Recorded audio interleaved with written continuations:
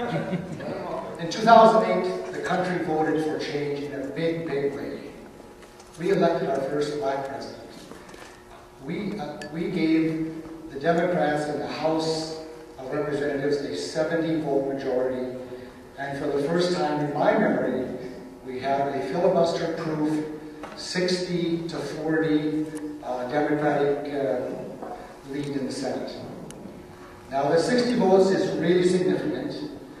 If you remember all the battles through the Bush years, every time something contentious came up, one side or the other would threaten to filibuster. You need 60 votes to stop a filibuster.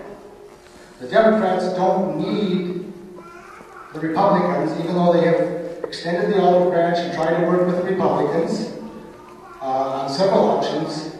They don't need to. If we could just get the public option on the floor of the Senate for debate, I'm asking if you will vote for cloture and let the public option be debated on the floor of the Senate. I'm really kind of disappointed that you were so quick to fracture that 60-vote block in the Senate with your own plan. You know, I watched the Republicans for 8 years. Whether an idea was good or bad, they were behind it 110%. They were like a bullet out of a rifle. And every time the Democrats have an idea, I don't care how good it is, it's a shotgun and it's going all over the place, and they don't seem to get much progress. I'm asking you if you will vote for cloture, if it comes to it in the Senate, and allow the public option to be debated on the Senate floor. Well, first of all, I appreciate your passion. We, in fact, don't have 60 votes. I know people think we do, but the fact is we have 2 senators who are sick who are not voting. So that takes us to 58. We've had... Collins and Smith. Excuse me? We have Collins and Snow. Well, they're not Democrats. You just said we had 60 Democrats. So we don't... Well, look, 60 votes, Senators.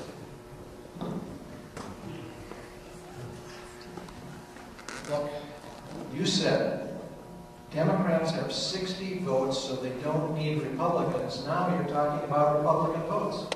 Which is it? Which is it? It really doesn't make any difference. Oh yes, it makes all the difference in the world. Facts matter. We do not have 60 votes. In addition, 3 Democrats have said they would not support public option beyond me. So now you're at 55 votes. 55 is not 60. So the reason I was given the assignment to come up with an alternative to try to bridge the differences, because if you really believe you want to expand coverage, you want to contain costs, then you have to pass legislation. If you want to pass legislation in the United States Senate, you got to get 60 votes. We don't have them.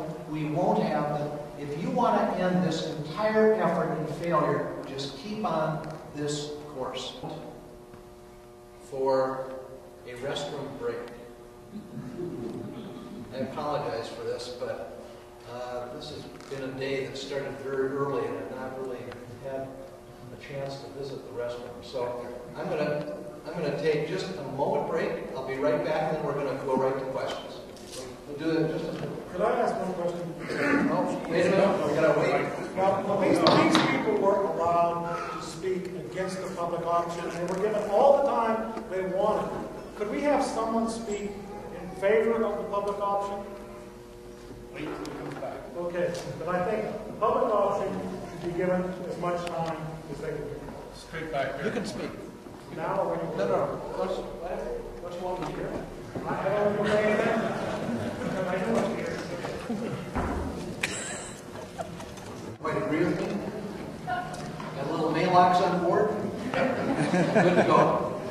Sir, you make a very good point. I did not know what these people would say. We don't pre-screen what anybody says. I think in fairness, if you'd like to make a statement on behalf of public option, that'd be fair.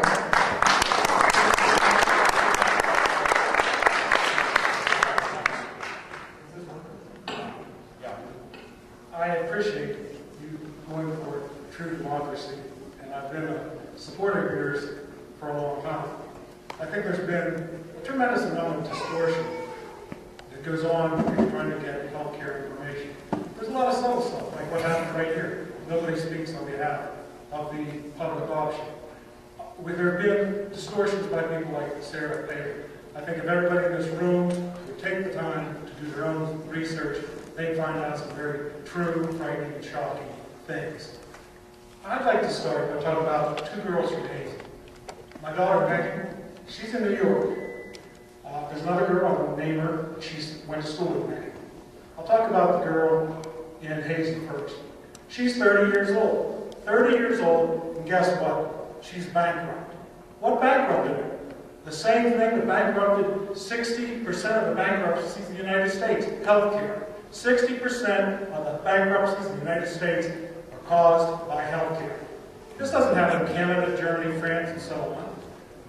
Where's the United States ranked in preventable deaths? 19th in the world. This can't go on. This business about we can't have a public option. We can't have a public option as long as people listen to Rush Limbaugh, Fox News, and all that. We can have a public option if you go home and do your homework. I have Blue Cross. It's cost me $821 a month. I walked into the RV park in Hazen the other day. There were two Canadians there, struck up a conversation with them. They had about got out of the chair when they found out what I was paying for my health care. And I asked them, how do you like your health care? They're from British Columbia. They loved it. They said they couldn't believe it. I pay that much a month. They pay $400 a year. So there's a lot of people who want you to think a certain way for a certain reason. And I, frankly, Senator Conrad, I'm concerned. I voted for you, and there are a lot of young people who worked hard. I'm pleased to see the young people are getting involved in this. Young people worked hard to bring change into this country. One of our biggest obstacles of getting change in this country is lobbies and the healthcare lobby.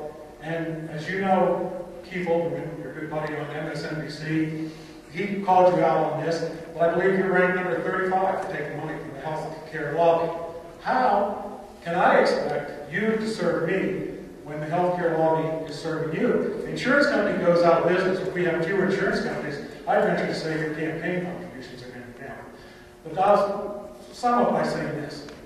You have had my vote, and you've had the vote of a lot of young people, a lot of people who support progress in this country, and who want real progress.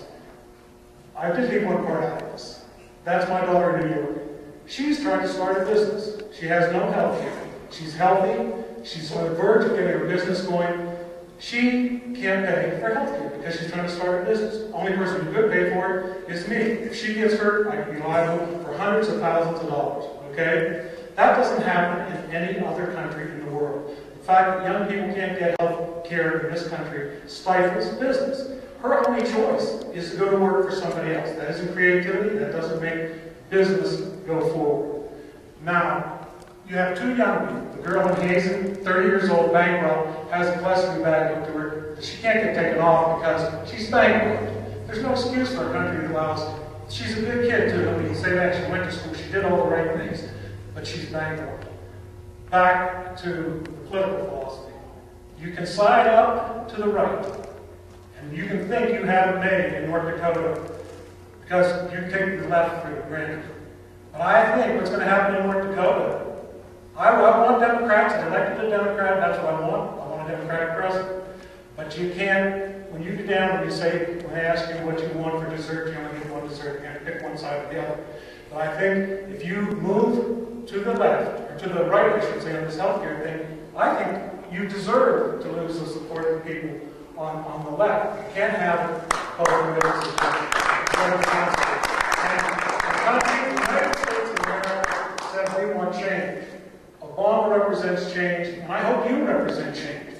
And I'm going to hold you accountable after this whole thing goes through. If I have the same lousy health care I have now, I'll vote for whoever runs against you. But the second aspect of this business of co-op, it's divide and conquer is all it is. We have Blue Cross Co-op. I'm a member of Blue Cross. It doesn't work for me. It's $821 a month, and they just raised it because I turned 60. It doesn't work. The public option, we need real competition with these insurance companies. The reason that insurance companies are sending you campaign contributions, they don't love Mike Quinn, but they want to keep their jobs. You need to abandon them and join us. Thank you.